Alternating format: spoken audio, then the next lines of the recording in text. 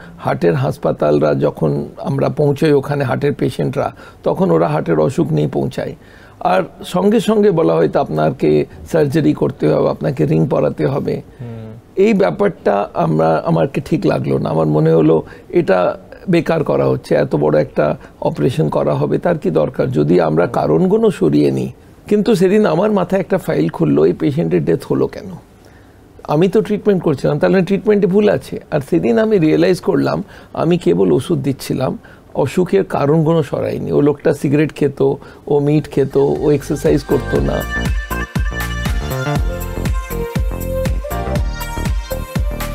প্রিয় দর্শক, আপনাদের সকলকে আমন্ত্রণ জানিয়ে শুরু করছি কালবেলার নিয়মিত স্বাস্থ্য বিষয়ক অনুষ্ঠান বায়োফার্মা প্রেজেন্টস স্বাস্থ্যবেলায়। সাথে আছি আমি তৌহিদুল ইসলাম তারেক। প্রিয় দর্শক, আজকে আমরা কথা বলবো হার্ট অ্যাটাক নিয়ে, বিশেষ করে হার্ট অ্যাটাকের নানা ধরনের সমস্যা এবং এর আধুনিক চিকিৎসা নিয়ে। তবে এই বিষয়টি নিয়ে আজকে যিনি আমাদের সাথে কথা বলবেন, আমাদের স্টুডিওতে যিনি অতিথি হিসেবে উপস্থিত আছেন, আমি নিশ্চিত করে বলতে পারি যে আপনারা সবাই ওনাকে ইতোমধ্যেই দেখেছেন সামাজিক যোগাযোগ মাধ্যমে। তিনি মূলত যে বিষয়টাকে সবচেয়ে বেশি উঠিয়ে আনতে চান বা রোগীদের উৎসাহিত করতে চান, সেটি হচ্ছে যে লাইফস্টাইল পরিবর্তন করে কিভাবে আপনি আপনার হৃদরোগকে সারাতে পারেন এবং একই সাথে তেল ছাড়া খাবারকে তিনি সবচেয়ে বেশি উৎসাহিত করে থাকেন। আমাদের সাথে আজ উপস্থিত আছেন ভারতীয় চিকিৎসক doctor Bimal Chhajer, heart and lifestyle specialist, এবং একই সাথে তিনি সাউলের মতো ইন্টারন্যাশনাল একটি হেলথ কেয়ার প্রতিষ্ঠানের প্রতিষ্ঠাতা। আমাদের স্টুডিওতে আপনাকে স্বাগত জানাচ্ছি। কেমন আছেন? নমস্কার, খুব ভালো। শুরুতে যদি আমরা মূল অনুষ্ঠান শুরু করি, তার আগে আপনার সংক্ষিপ্ত একটি জীবন বৃত্তান্ত আমরা দেখে আসবো, যেটা আমাদের অনুষ্ঠান আমরা করে থাকি। এরপরে আমরা আমাদের মূল অনুষ্ঠান শুরু করব। ডাক্তার বিমল ছাজের 1961 সালে ভারতের কলকাতায় জন্মগ্রহণ করেন। তিনি 1986 সালে কলকাতার আর.জি. কর মেডিকেল কলেজ থেকে MBBS সম্পন্ন করেন। এরপর 1989 সালে লখনৌয়ের কিং জর্জ মেডিকেল কলেজ থেকে MD সম্পন্ন করেন। সেখানে তিনি কোনো কাটা ছেঁড়া ছাড়া নন ইনভেসিভ পদ্ধতি ব্যবহার করে হৃদরোগীদের চিকিৎসার জন্য একটি গবেষণা করেন। এমডির পর তিনি বিখ্যাত all India institute of medical সায়েন্সে 6 বছর সিনিয়র রেজিডেন্ট এবং একজন সহকারী অধ্যাপক হিসেবে কাজ করেন।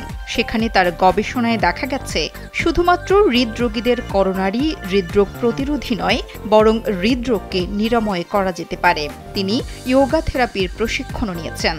1995 সালে তার অতীত গবেষণার উপর ভিত্তি করে ডাক্তার বিমল ছাজের দিল্লিতে science and art of living Saul নামে তার নতুন চিকিৎসা পদ্ধতির মাধ্যমে হৃদরোগীদের প্রশিক্ষণ ও চিকিৎসা শুরু করেন। বর্তমানে দেশ ও বিদেশে সাউলের 110টি সেন্টার রয়েছে। স্যার, আপনি আসলে স্রোতের বিপরীতে একটি বলা যেতে পারে আন্দোলনে নেমেছিলেন 30 বছর আগে প্রায়, যেটা আসলে অন্যান্য কার্ডিওলজি ডাক্তার যারা আছেন তারা হয়তো এই বিষয়গুলো খুব একটা মনোযোগ দেনও না, দিলেও হয়তো সেটা খুব একটা ফলপ্রসূ হয়ওনি। আমি বলতে চাচ্ছি যে আপনি নন ইনভেনশন কার্ডিওলজি নিয়ে আপনি কাজ করছেন অনেক দিন যাবত, এবং এই বিষয়টার সাথে হয়তো সাধারণ মানুষ খুব একটা পরিচিত না। আমরা সব আলোচনার আগে এই বিষয়টা নিয়ে একটু আপনার কাছে জানতে চাবো যে নন ইনভেনশন কার্ডিওলজি বিষয়টা কি আসলে। দেখুন, হার্টের অসুখ যখন হয় তার কিছু কারণ থাকে।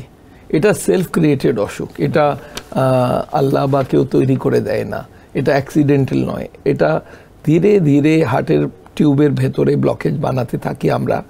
রং খাবার খাই, বেশি করে ফ্যাট খাই, আর তার সঙ্গে এক্সারসাইজ কমে গেছে, স্ট্রেস বেশি আছে, স্মোকিং করছি, বিপি নেই কন্ট্রোল, সুগার নেই কন্ট্রোল, এভাবে অসুখটা বাড়তে থাকে। এই বাড়াটাকে যখন হার্টের হাসপাতালরা যখন আমরা পৌঁছাই ওখানে হার্টের পেশেন্টরা, তখন ওরা হার্টের অসুখ নিয়ে পৌঁছায়, আর সঙ্গে সঙ্গে বলা হয়তো আপনাকে সার্জারি করতে হবে, আপনাকে রিং পরাতে হবে। এই ব্যাপারটা আমাকে ঠিক লাগলো না। আমার মনে হলো এটা বেকার করা হচ্ছে, এত বড় একটা অপারেশন করা হবে, তার কি দরকার যদি আমরা কারণগুলো সরিয়ে নিই। আর এটা আমার থেকে শুরু হয়েছিল। আমি 35 বছর আগে আমি কাজ করছিলাম একটা হাসপাতালে দিল্লিতে, ডক্টর রামমনোহর লোহিয়া হসপিটাল। আমি তখন সদ্য MBBS করে বেরিয়েছি, আমি জুনিয়র রেসিডেন্ট ছিলাম। একটা পেশেন্ট আমার কাছে ওপিডিতে এলো আউটডোরে, আর তাকে আমি হার্টের অসুখ ডায়াগনোসিস করে ওষুধ লিখে দিয়েছিলাম। তখন এই বাইপাস অ্যাঞ্জিওপ্লাস্টি এত হতো না, ওষুধ লিখে দিলাম। আর তাকে সেই সময় আমাদের টাইম থাকতো না, না আমাদের বলা হতো এত কিছু খাবার দাবার ডিসকাস করা। আমি ওষুধ লিখে দিলাম আর পেশেন্ট রিলিফ পেয়ে গেল।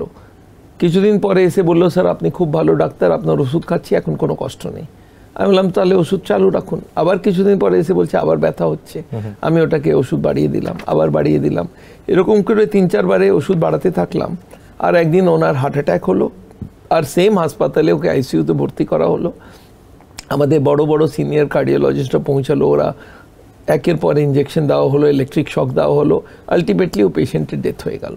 আচ্ছা, ডেথ হয়ে গেলে কি করা হয়, হাসপাতালে ডেথ সার্টিফিকেট লিখে রিশতেদারকে বলা হয় কি আমরা খুব ট্রাই করেছিলাম আর আমরা বাঁচাতে পারলাম না। ওরা বললো হ্যাঁ আমরা দেখেছি 10 জন ডক্টর ট্রাই করেছেন, বাঁচাতে পারলেন না, আমরা আপনাকে কিছু দোষ দেবো না, আমরা বডি নিয়ে চলে গেলাম।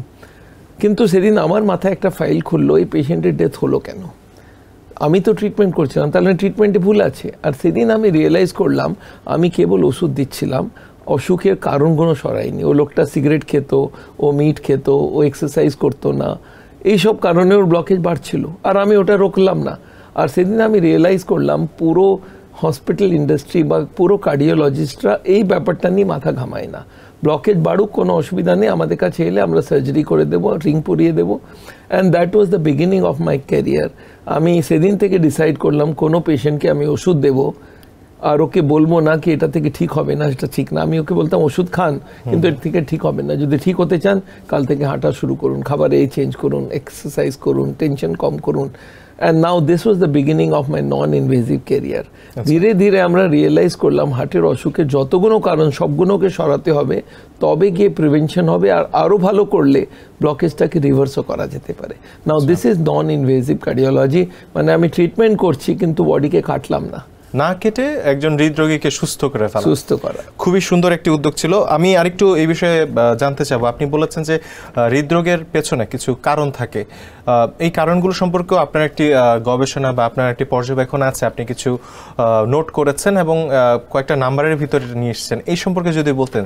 হার্টের অসুখে কি হয় না, হার্টের 3টে টিউব যেগুলোকে আমরা বলি করোনারি আর্টারি, হার্টকে ব্লাড দেয়, ওই টিউবের ভেতরে চর্বি জমে যায় layer by layer by layer. তো প্রথম ভাবা যাক কেন ব্লকেজটা হচ্ছে, কি দিয়ে ব্লকেজ হচ্ছে? ফ্যাট দিয়ে হচ্ছে। ফ্যাটের নাম কি? একটার নাম হলো কোলেস্ট্রল, একটার নাম হলো ট্রাইগ্লিসারাইড। এটা যদি রক্তর ভেতরে বেশি থাকে তাহলে ওটা ব্লকেজ হবে। আর রক্ততে আসবে কোথা থেকে? আমরা খাবারে খেতে পারি, আমাদের লিভারও কিছু তৈরি করে কোলেস্ট্রল। যারা জেনেটিক কেস তাদের কোলেস্ট্রল ট্রাইগ্লিসারাইড লিভারে ডবল তৈরি হয়। কিন্তু বেশিরভাগ লোকেরা খাবার ভুল খায়, প্রচুর পরিমাণে ফ্যাট খাচ্ছে। ফ্যাটের 2 রকম নাম বললাম, একটা কোলেস্ট্রল, সেটা পাওয়া যায় অ্যানিমাল ফুড থেকে। অ্যানিমাল মানে যত রকম red meat, white meat, fish, ডিমের কুসুম, এগুলো সব কোলেস্ট্রলে ভরা। এইটা যদি আমরা বেশি করে খাই তাহলে ব্লকেজ তৈরি হবে। আর দুধ থেকেও ব্লকেজ হবে, কারণ কি দুধটা অ্যানিমাল ফুড, তো দুধ থেকে ফ্যাটটাকে রিমুভ করা যেতে পারে। এটা হলো কোলেস্ট্রল রিমুভ করার উপায়। 2 নম্বর হলো ট্রাইগ্লিসারাইড। ট্রাইগ্লিসারাইডের মেডিকেল নাম হলো তেল। যত রকম বাজারে তেল আছে, সেটা সানফ্লাওয়ার হোক, অলিভ অয়েল হোক, আর সর্ষের তেল হোক, নারকেল তেল হোক, বা সানফ্লাওয়ার হোক, বা ক্যানোলা হোক, সব তেলের একটা মেডিকেল নাম, ওটা হলো ট্রাইগ্লিসারাইড। আপনি প্যাথোলজি ল্যাবকে গিয়ে বলবেন আমার সানফ্লাওয়ার অয়েলের লেভেল বলো, ওরা বলবে এটা বলতে পারবো না, আমরা ট্রাইগ্লিসারাইড বলবো। আপনি অলিভ অয়েলের লেভেল বলে না, ওটা অলিভ অয়েল না, ওটা ট্রাইগ্লিসারাইড, মানে ফ্যাট। তো এই ট্রাইগ্লিসারাইডটা আমাদের অ্যাভয়েড করতে হবে, তার মানে বিনা তেলে রান্না শিখতে হবে। তো আমরা we invented a complete process, যেখানে মশলাটাকে আমরা তেল দিয়ে ভাজতে না ভেজে আমরা পানি দিয়ে ভেজে দিই। And that was a wonderful trick. আর আমরা দেখলাম ওর থেকে পয়সাও বাঁচে, হার্টও বাঁচে, ডায়াবেটিস, সুগার, ওজন সবগুলোতে ফায়দা হয়। তো এই যে বিনা তেলের রান্না, এই দুটো যদি করা যায়, আর তার সঙ্গে যে নাটস থাকে, দেখুন তেল নাটস থেকে তৈরি হয়। যদি আমি নাট দিই তাহলে তো তেল বডিতে পৌঁছে যাবে। যেমন আপনাকে আমি বললাম গ্রাউন্ড নাট অয়েল নেবেন না, কিন্তু চিনেবাদাম খাবেন।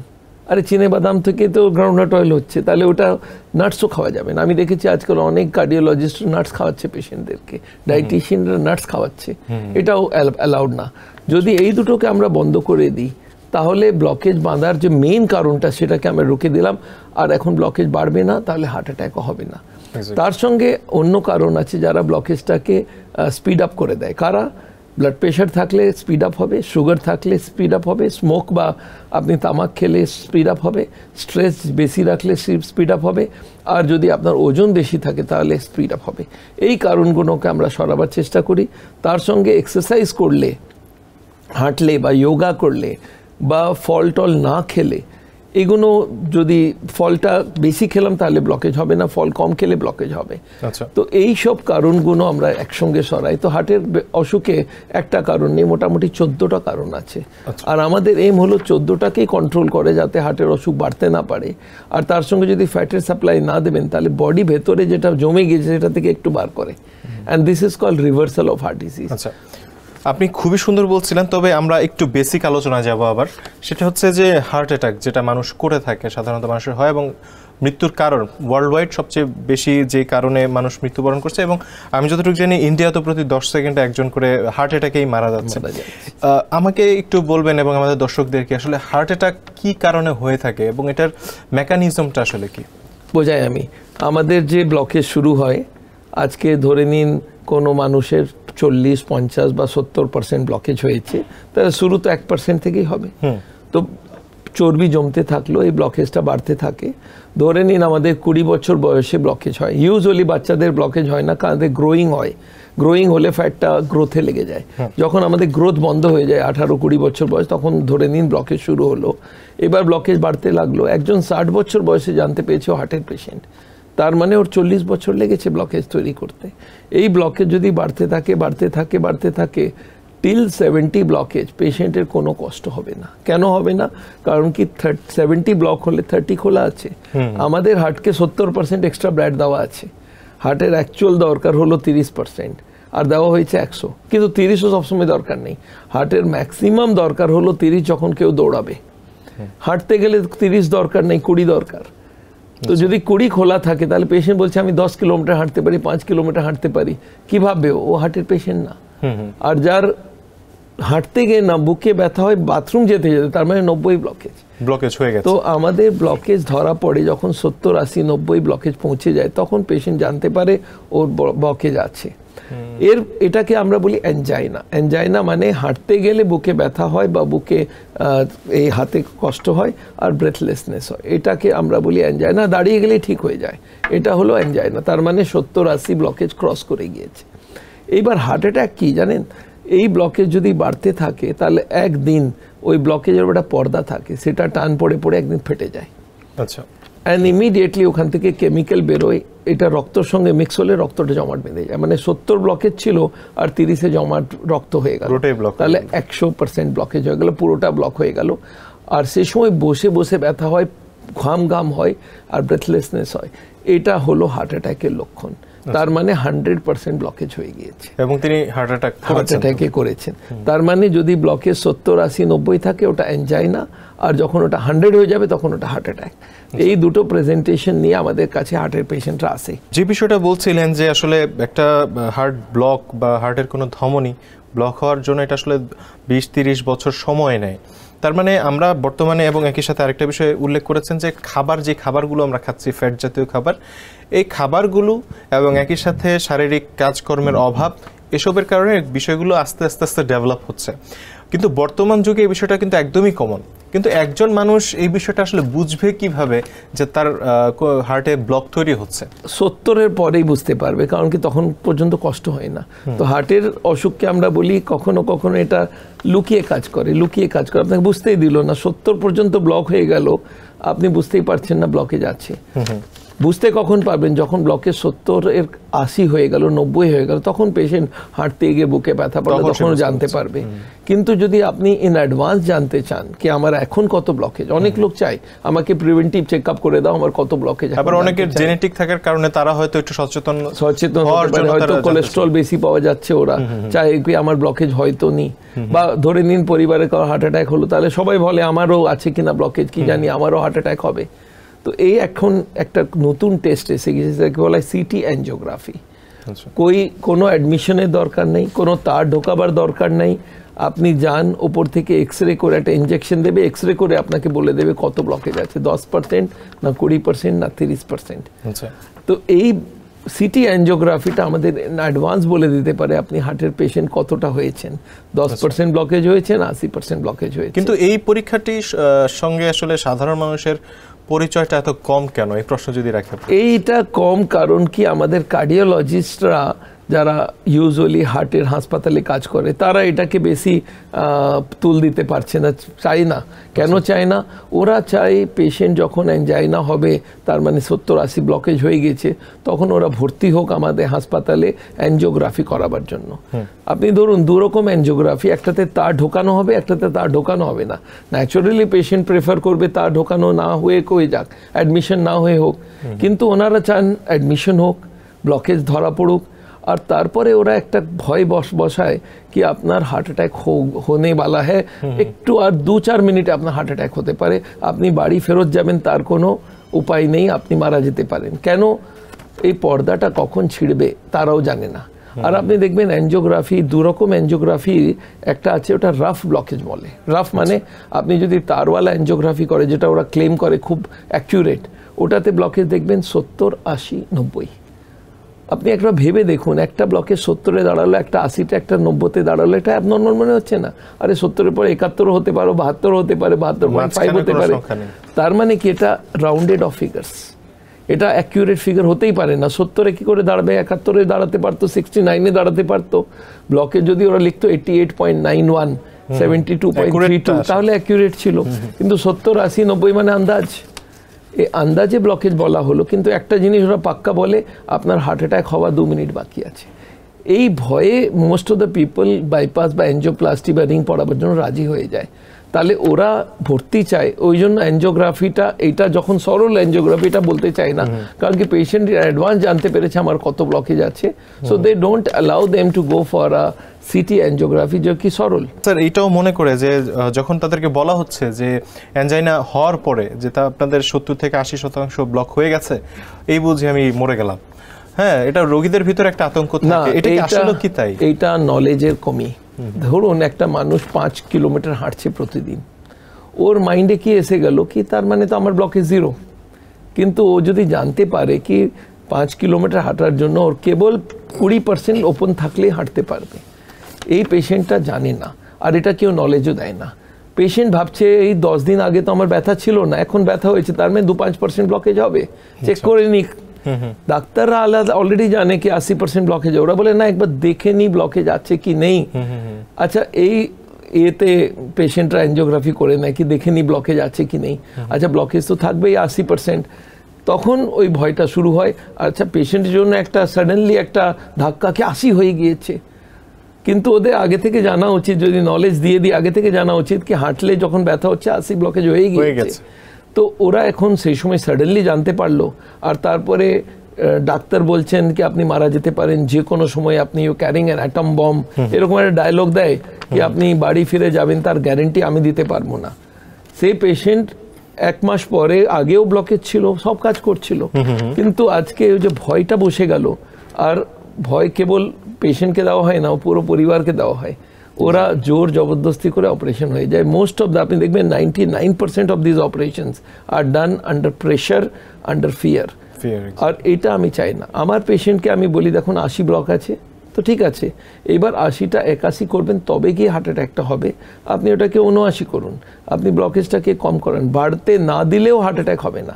নোটের তোড়াতে নোট ঢোকাতে ঢোকাতে রাবার ব্যান্ড একদম টাইট হয়ে গিয়েছে, আপনি যদি ঢোকাবেন তবে ফাটবে, যদি না ঢোকাবেন পর্দা কখন রাবার ব্যান্ড ফিটবে, আর কিছু নোট বার করে দিলে রাবার ব্যান্ডটা ঢিলে হয়ে যাবে, তাহলে হার্ট অ্যাটাক হবে না। এবং সেক্ষেত্রেই তখন আর কি ওয়েলনেস খাবারগুলো আপনারা, তার জন্য আমরা ওদেরকে প্রথমে বোঝাই, দেখো হার্ট অ্যাটাক আজকে হবে এটা কেউ জানে না, এটা ব্লকেজটা কখন ছিড়বে আমরা জানি না। যাদের পর্দাটা ভালো 90-এও হার্ট অ্যাটাক হয় না, আর যাদের পর্দা কমজোর তারা 50-এও হার্ট অ্যাটাক হতে পারে।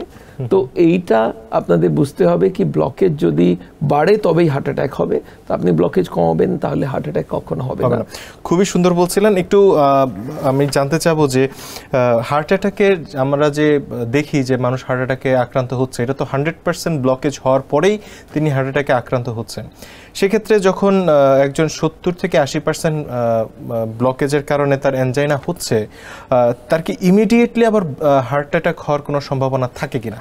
না, আপনাকে সেটাই বলেছি, যদি ব্লকেজ বাড়াবেন তাহলে হার্ট অ্যাটাক হবে। আরেকটা কথা আপনাকে বলে দিই, হার্ট অ্যাটাক আপনি শুনে থাকবেন minor heart attack, major heart attack, massive heart attack. মানে 3 জনের হার্ট অ্যাটাক হলো, একজন বলছে আমি তো বুঝতেই পারি না, আমার তো মনে হচ্ছে হার্ট অ্যাটাক হয়নি। তো ডাক্তার বললেন আপনার মাইনর অ্যাটাক ছিল। একজন বললো খুব সিরিয়াস, ডাক্তার বলছে বাঁচাতে পারবো কিনা জানি না, আপনার খুব বড় হার্ট অ্যাটাক হচ্ছে, major heart attack.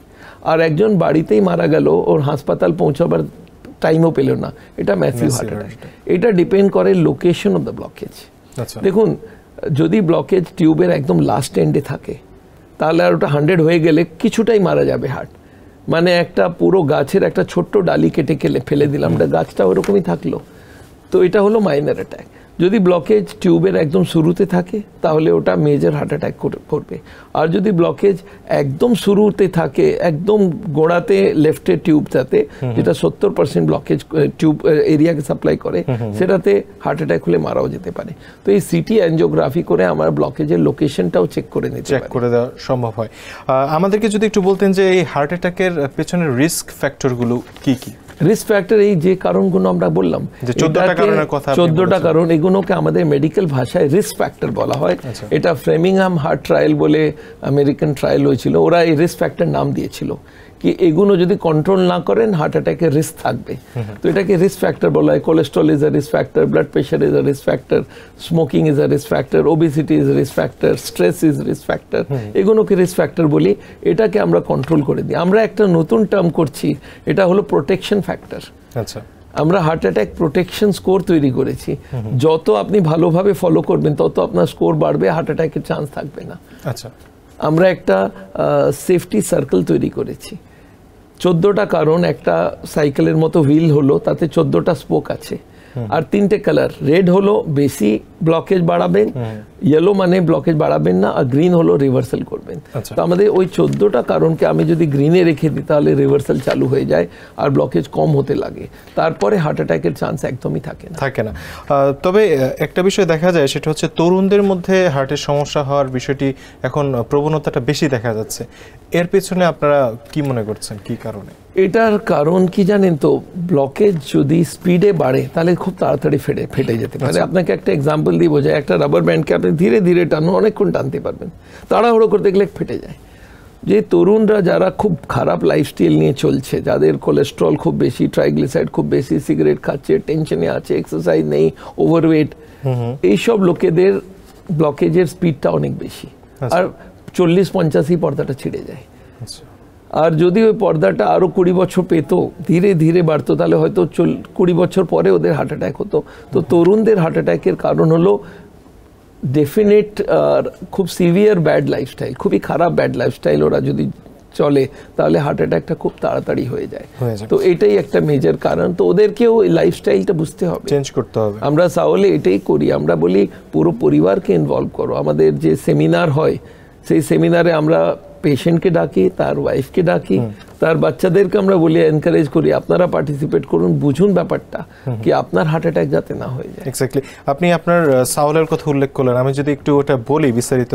সাওলের full form হচ্ছে science and art of living. আপনি আসলে এটার একটা অ্যাক্রোনিম তৈরি করেছেন এবং এইটার আন্ডারে পুরো কার্যক্রমগুলো গুছিয়ে আনার চেষ্টা করছেন। সাউল সম্পর্কে আপনার কাছ থেকে জানতে চাবো, তার আগে একটু জানতে চাবো যে যখন একজন মানুষ হার্ট অ্যাটাকে আক্রান্ত হয়ে যাচ্ছেন তখন প্রচলিত কি চিকিৎসাগুলো আছে এবং এর বিপরীতে আপনি কি চিকিৎসাগুলো দিতে চান? দেখুন, যাদের পর্দা ছিঁড়ল আর সঙ্গে সঙ্গে 100 ব্লকেজ হয়ে গেল, 100 ব্লকেজ হওয়ার 10 সেকেন্ডের পরে পেশেন্ট বুঝতে পারছে কি আমার বুকে ব্যথা হচ্ছে বসে বসে, আর ভীষণ বেশি ব্যথা হচ্ছে, দ্যাট ইজ হার্ট অ্যাটাক। এই সময়ে পেশেন্টের দরকার ওই ক্লট যেটা তৈরি হয়েছে ওটাকে ডিসলভ করে নেবার চেষ্টা। সেটা যদি 1 ঘন্টা ওই ক্লটটা ওখানে থেকে গেল তাহলে হার্টটা ড্যামেজ হয়ে যায়। এটাকে আমরা বলি গোল্ডেন আওয়ার। গোল্ডেন আওয়ার মানে 1 ঘন্টার মধ্যে যদি আপনি হাসপাতালে গিয়ে ওই ক্লটটাকে ডিসলভ করে নিতে পারেন তাহলে আপনার হার্টটা ড্যামেজ হবে না, মাসেলস মরবে না। আমেরিকান মতো কান্ট্রি, যেখানে আমেরিকাতে ওরা এইটা করে ফেলেছে, ওখানে যদি কারো হার্ট অ্যাটাক হয় কেবল একটা ফোন করে দিল 911, উইদিন 3 মিনিটস 4 মিনিট ওরা আপনার অ্যাড্রেস ট্রেস করে অ্যাম্বুলেন্স পাঠিয়ে দেবে। অ্যাম্বুলেন্স আপনাকে ঢোকাবার সঙ্গে সঙ্গে ইসিজি করে নিয়ারেস্ট হসপিটালকে খবর দিল কি তোমরা রেডি রাখো, আমরা একটা হার্ট অ্যাটাকের পেশেন্ট আনছি। Within 15 minutes the patient has reach the hospital. আর ওখানে টাকা পয়সা জমা করার দরকার নেই, কোনো সিগনেচারের দরকার নেই, ওরা ওই ক্লটটাকে খুলে দিল আর ও পেশেন্টের কোনো ড্যামেজ হলো না, বেঁচে গেল। এটা পসিবল ওই অ্যাডভান্স কান্ট্রিতে। আমাদের এখানে ইন্ডিয়া বাংলাদেশে এগুলো হয় না, কারণ কি প্রথম পেশেন্ট বলে না না এটা হার্ট অ্যাটাক নয়, এটা গ্যাস হয়েছে, এরকমভাবে চলতে থাকে।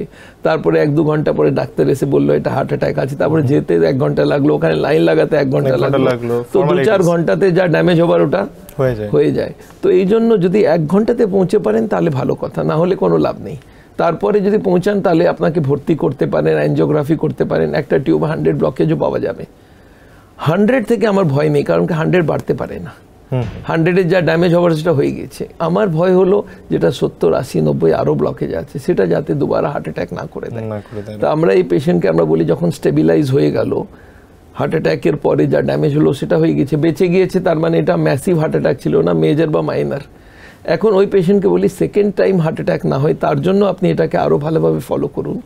আর তার সঙ্গে আমরা দুটো আরও ট্রিটমেন্ট করি, যেটাকে বলা হয় ন্যাচুরাল বাইপাস। হার্টে হাজারে হাজারে নিউ টিউবস রাখা আছে, এই টিউবগুলো গড আমাদের দিয়ে রেখেছে এক্সট্রা। যেমন আমাদের একটা কিডনি এক্সট্রা, একটা কিডনির দরকার, একটা এক্সট্রা আপনি ডোনেট করতে পারেন। আমাদের 2টো চোখ আছে, একটা থেকে কাজ হতে পারে, 2টো দেওয়া হয়েছে।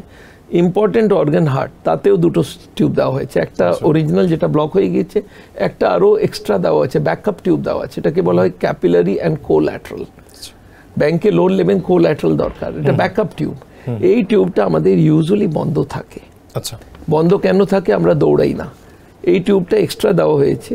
আমাকে এক্সাম্পল দিয়ে বোঝাতে চাইছি, আমার একটা সুটকেস আছে, তাতে একটা এক্সট্রা চেন খুলে দিলে সুটকেসটা বড় হয়ে যায় ব্যাগে, সেরকম হার্টেও একটা এক্সট্রা সেট অফ টিউব আছে, যদি আপনি দৌড়বেন ওটা খুলে যাবে।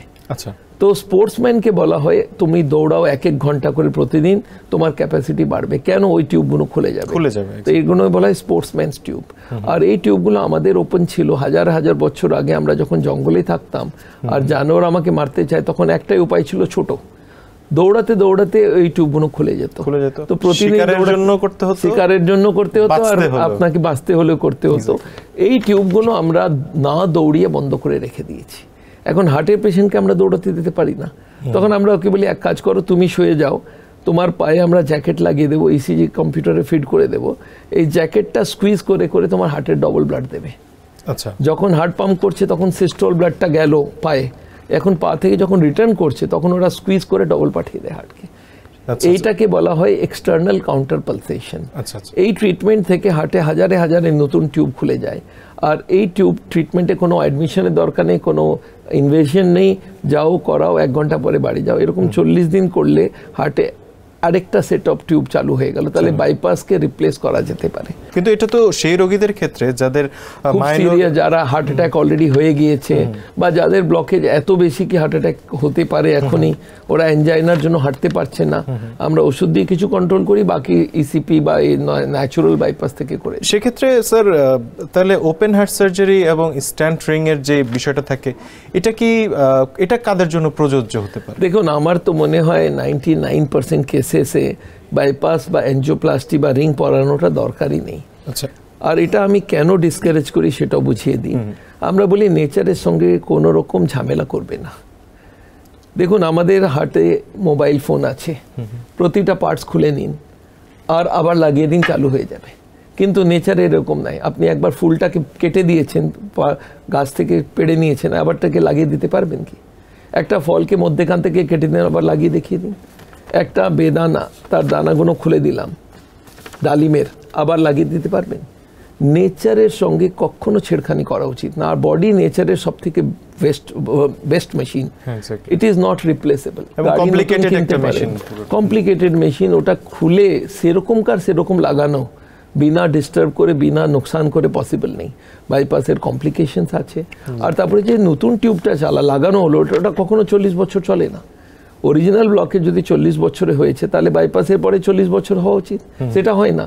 এক তো এত বড় কমপ্লিকেশন নিলাম, তারপরে বলছেন ওই ব্লকেজটা 2-4-5 বছরে বন্ধ হয়ে যেতে পারে, রিং পরিয়ে 6 মাসেও বন্ধ হয়ে যায়।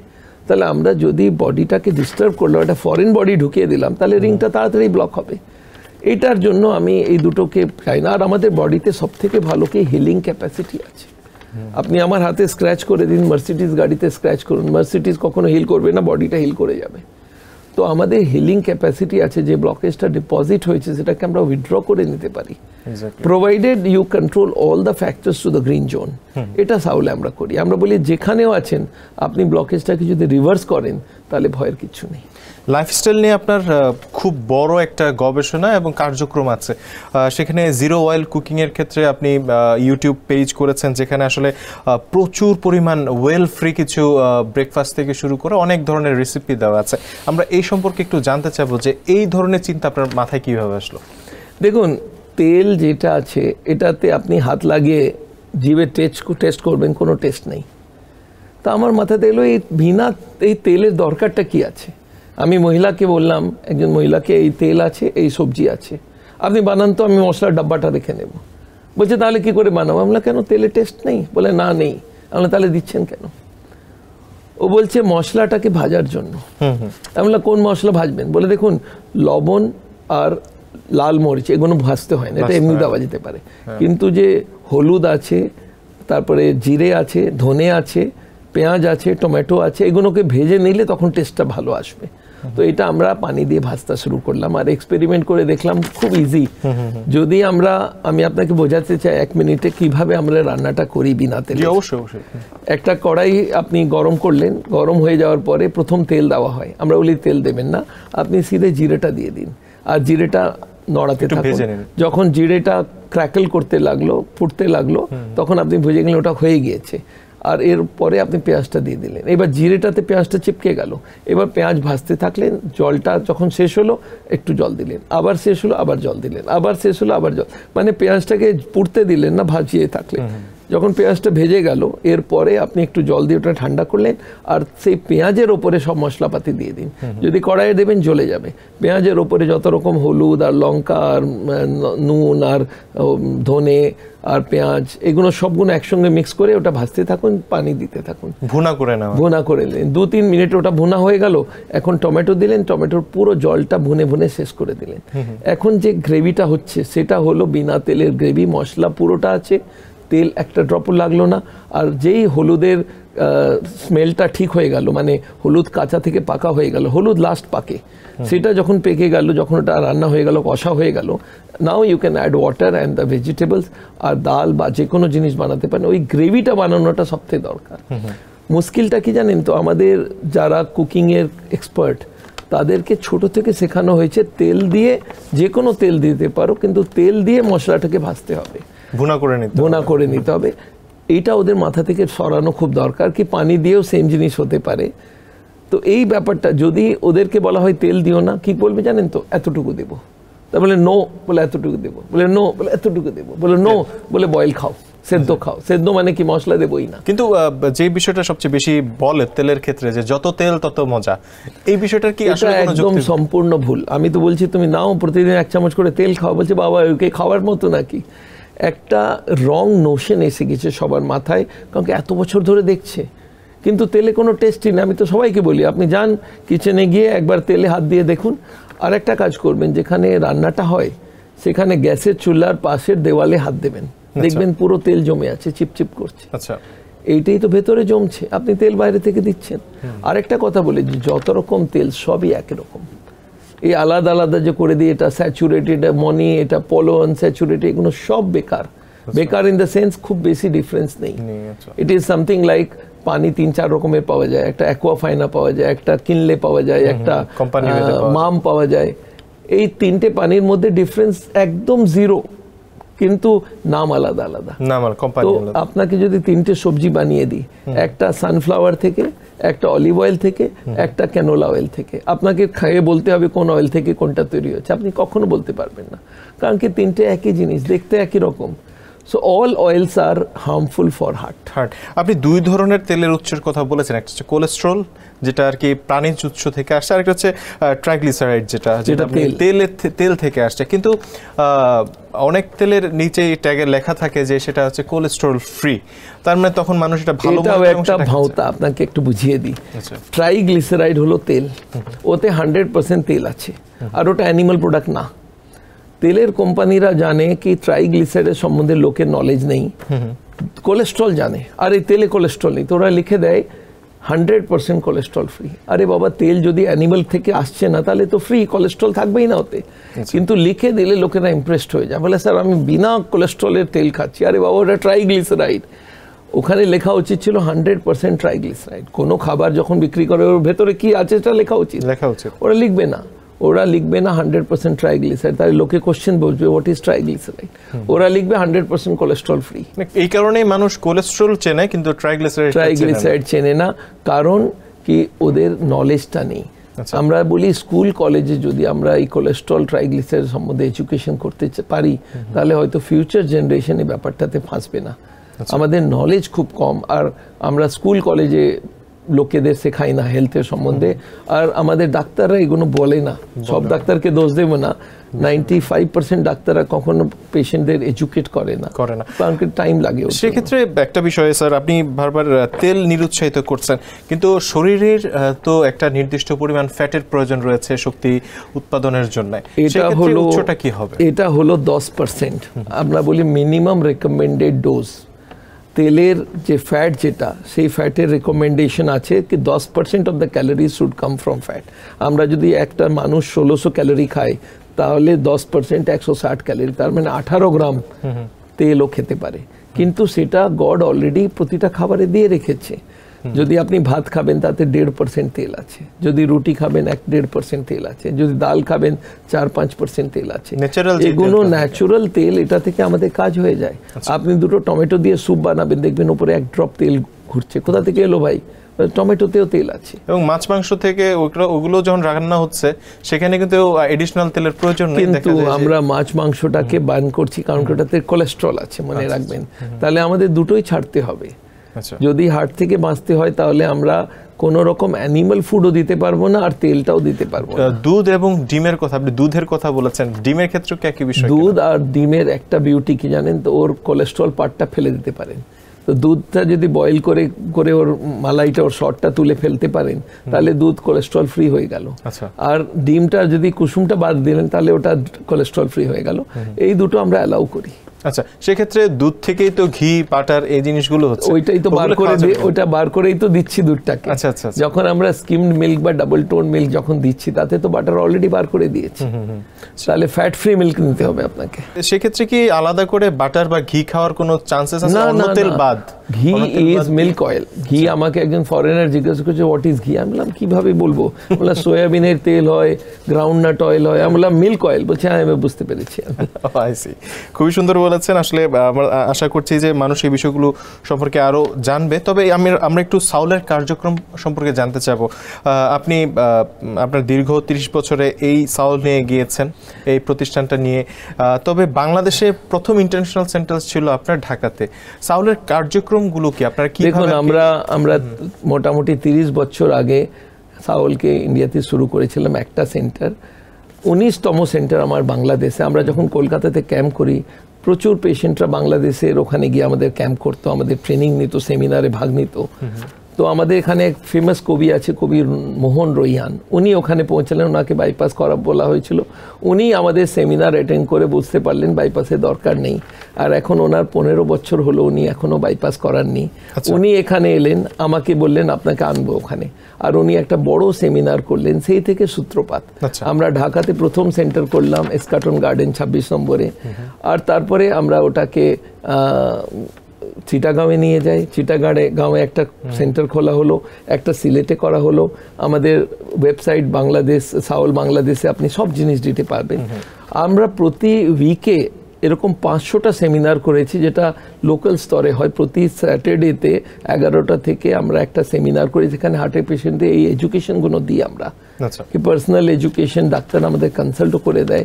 নাও দিজ এডুকেশনস আর ওয়ান্ডারফুল। আর আমি যখন আসি এখানে, আমরা 500 বা 1000 লোকের একটা সেমিনার করি, সেখানে প্রতিজনকে মর্নিং থেকে ইভিনিং ওদেরকে ট্রেনিং দেওয়া হয় কিভাবে খাবারটা বানাতে হবে। আমরা খাবার খাওয়াই আগে, ওনাদেরকে এনকারেজ করি আপনি স্ত্রীকে নিয়ে আসুন, ওনাকে দেখান কিভাবে বিনা তেলে রান্না হতে পারে। তো এইগুলো করে করে আমরা এডুকেশনটা সব জায়গায় ফেলে দিচ্ছি। আর এখন আমাদের এম হলো বাংলাদেশের প্রতিটা মানুষকে এডুকেট করা। তার জন্য আমরা একটা মুভি তৈরি করছি। এই মুভিটাকে পুরো দেশে সার্কুলেট করা হবে, ডিস্ট্রিক্ট ওয়াইজ, ব্লক ওয়াইজ, মহকুমা ওয়াইজ। তো it is a big challenge, but it is going to happen, কারণ কি আমাদের সঙ্গে অনেক লোক জুড়ে আছে। এখন এত জন বাংলাদেশের প্রতিষ্ঠিত জন যাদের হার্টের অসুখ আছে বা হয়নি, বা যারা পুরো ব্যাপারটা বুঝতে, তারা আমাদের সঙ্গে জড়েছে। আর এখন আমরা এটাকে বড় স্তরে নিয়ে যাচ্ছি। সাউথ থেকে কোনো ধরনের ট্রিটমেন্ট নেওয়া যায় কিনা, কোনো ধরনের পরামর্শ? আমরা 4টে ট্রিটমেন্ট করি। প্রথম তো এডুকেশন আর ট্রেনিং, 2 নম্বর হলো অ্যালোপ্যাথির ওষুধ। অ্যালোপ্যাথির ওষুধ কেন দরকার সেটা বুঝুন। একটা মানুষ হাঁটতে গিয়ে ব্যথা পাচ্ছে, ওকে আমাকে ওষুধ দিয়ে ঠিক করতে হবে, ওকে ব্লাড পাতলা করার ওষুধ দিতে হবে। তার সঙ্গে যদি ওর কোলেস্ট্রল বেশি থাকে, ট্রাইগ্লিসাইড বেশি থাকে, ব্লাড প্রেশার বেশি থাকে, সুগার, ওটা ওষুধ দিয়ে আমরা কন্ট্রোল করে দিই। আমাদের প্রথম এম হলো পেশেন্টকে সেভ করা। যদি সবগুলোকে আমি প্রথম দিনেই কন্ট্রোল করে দিলাম, এখন পেশেন্টের হার্ট অ্যাটাকের চান্স শেষ হয়ে গেল। তারপরে ওদেরকে আমরা অপশন দিই, তুমি এটা নিয়েও চলতে পারো, আর চাও তো ন্যাচুরাল বাইপাস করো। আরেকটা ট্রিটমেন্ট আমরা সাউল ডিটক্স থেরাপি হয়, সেটাতে আমরা কিছু ওষুধ দিই ইন্ট্রাভেনাস ড্রিপ থেকে। সেটা কি করে, ব্লকেজের উপর যে পর্দাটা আছে, যেটা ব্লাডকে আর ব্লকেজকে সেপারেট করে, সেই পর্দাটাকে ক্লিন করে দেয়, তার হোলগুলো চালু হয়ে যায়। এখন ব্লকেজের যে রিভার্সাল স্পিডটা ওটা বেড়ে যায়। আচ্ছা, তো এই দুটো ট্রিটমেন্টও আমরা করে থাকি, আর এটা আমাদের সাউলের 3টে সেন্টারেই করা যেতে পারে। কোনো ব্যক্তির যদি 90% ব্লকেজ থাকে, সেক্ষেত্রে আপনারা যে ট্রিটমেন্টগুলো দিচ্ছেন, এটা কতটুকু কার্যকর হয়? দেখুন, 90 ব্লকেজ মানে পেশেন্ট কখন আমাদের কাছে আসছে, যখন ও হাঁটতেও পারছে না, বাথরুম গিয়ে ব্যথা হয়ে যাচ্ছে, তার মানে যতটা হাঁটার জন্য দরকার 20 সেটাও নেই, তার মানে 90-এর আশেপাশে ব্লকেজ। আমরা ওকে বলি 90 আজকে আছে, তার মানে 1 বছর আগে 2% কম ছিল, 88 ছিল, 1 বছর পরে 86 ছিল। তো এই ব্লকেজ বাড়লো, এখনো পর্দা ছিঁড়েনি, তার মানে আপনাকে আর এখন বাড়াবার নেই, এখন কমাতে হবে। তো আমরা এইরকম পেশেন্টেরও ট্রিটমেন্ট করি, যাদের 90 আছে, যাদের 80 আছে, 90 আছে, তাদেরকে আমরা বলি এখন আর ব্লকেজ বাড়াবেন না, এখন ব্লকেজ কম করুন। তো ওদেরকে ওষুধ দিয়ে প্রথমে সেভ করি, তারপরে ওদের এই ব্লকেজ কমাবার কাজ করি। তাতে আমরা যদি ডিটক্স থেরাপি আর ন্যাচুরাল বাইপাস করাই, তাহলে ওরা পুরো ইমপ্রুভ করে যায়। 90-এর আমরা 40%ও ব্লকেজ চলে আসে, কারো 50 চলে আসে, কারো 20% কমে যায়। 10-20% ব্লকেজ আমাদের মোটামুটি প্রতিটা পেশেন্টেরই কম হয়। তবে একটা ছোট সূক্ষ্ম প্রশ্ন থেকে যায়, সেটা হচ্ছে যে এই ধরনের পেশেন্ট যখন স্ট্যান্ট রিং লাগাচ্ছেন, রিংয়ের কারণে কিন্তু তার ওই নালীটা পুরোপুরি খুলে যাচ্ছে, কিন্তু আপনারা যেটা, ওটা কোনো ইমিডিয়েট অ্যাকশন আছে কিনা, যে তিনি 90% সমস্যা নিয়ে এসছেন, আপনি শুরুতে কিছু আপনার মেডিসিন দিচ্ছেন, সেই মেডিসিনের কারণে হয়তো ব্যথাটা কমে যাচ্ছে, কিন্তু ইমিডিয়েটলি তার হার্ট অ্যাটাকের চান্স থাকে? আমাদের প্রথম কাম হলো ব্যথা কমাটা নয়, আমাদের প্রথম কাজ হলো ওকে সেভ করা। এটা কিভাবে? যদি 90 থেকে 91 হবে, হয়তো ওর পর্দাটা ছিঁড়ে হার্ট অ্যাটাক হবে। আমরা ওকে 90তেই রুকে দিলাম। যেদিন আমি কোলেস্ট্রল কম করে দিলাম, ট্রাইগ্লিসাইড, বিপি, সুগার কম করে দিলাম, 0 অয়েলে দিলাম, ননভেজ বন্ধ করে দিলাম, সেদিন থেকে পেশেন্ট সেফ, ওরা আর বাড়বে না। ডে 1 থেকেই সেফ? ডে 1 থেকে সেফ। আচ্ছা, এটা ওষুধ আর লাইফস্টাইল থেকে হলো। এরপরে যখন ও ব্লকেজ রিভার্স করবে, তখন তো সেফ হতে থাকবে।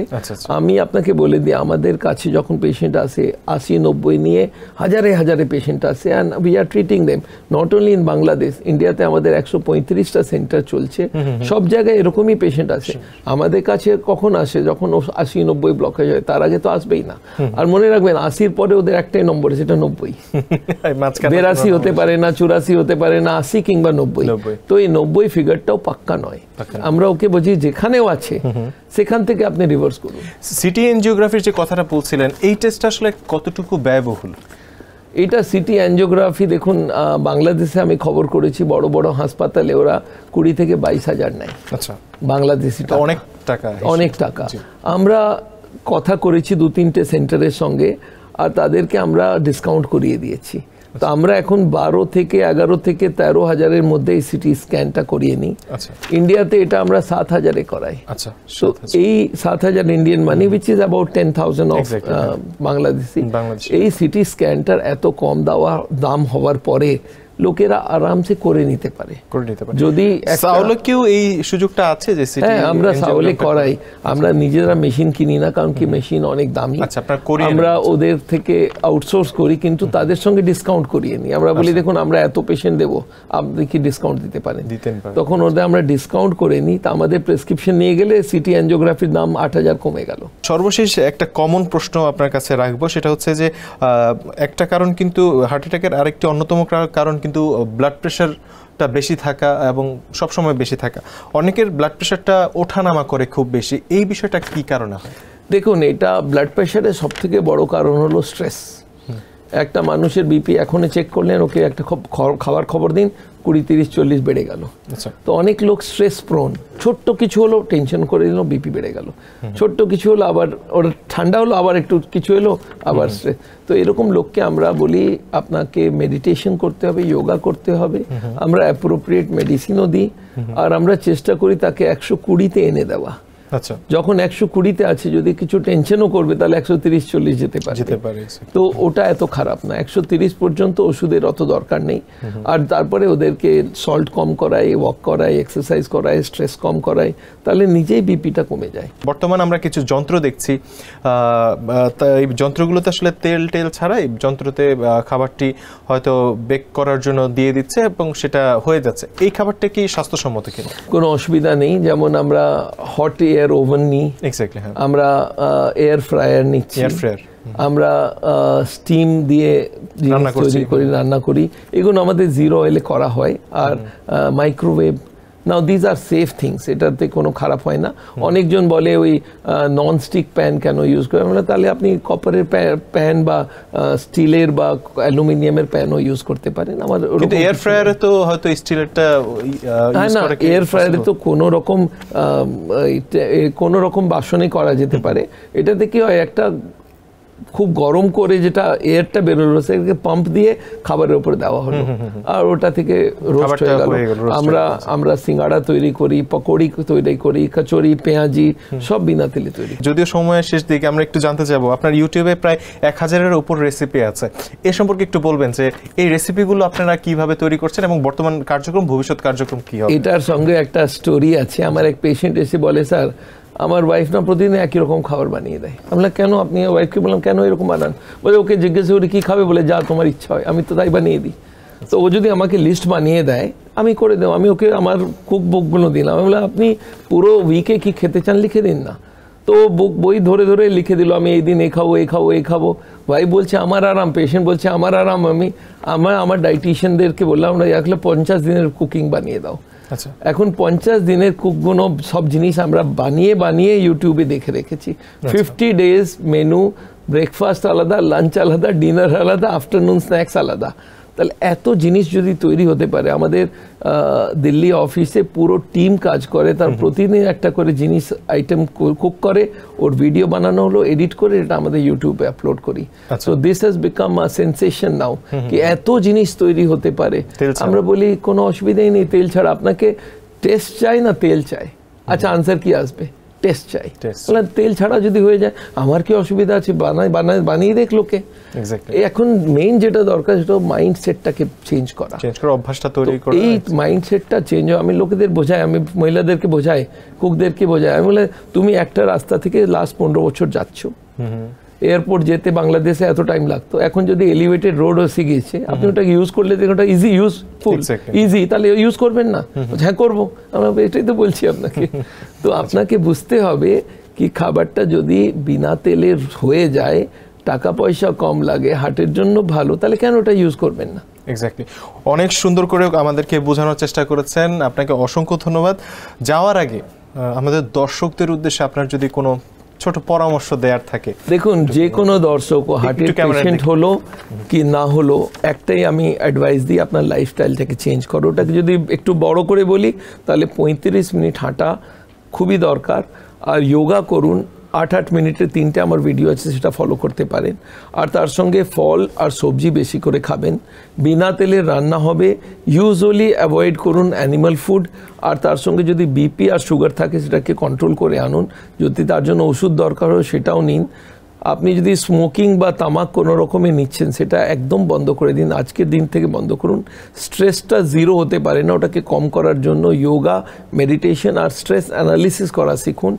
আমাদের স্ট্রেস ম্যানেজমেন্টের উপরে বই আছে, যদি এইগুলো আপনি করেন হার্টের অসুখ কখনো হবে না। আজকে আপনি বুঝতে পারছেন 3 জন লোক মারা গেলে 1 জন হার্ট অ্যাটাকে মারা যাবে, একটা ভয়াবহ কন্ডিশন, এটা এপিডেমিক, এটা একটা মহামারী, এত লোক মারা যাচ্ছে।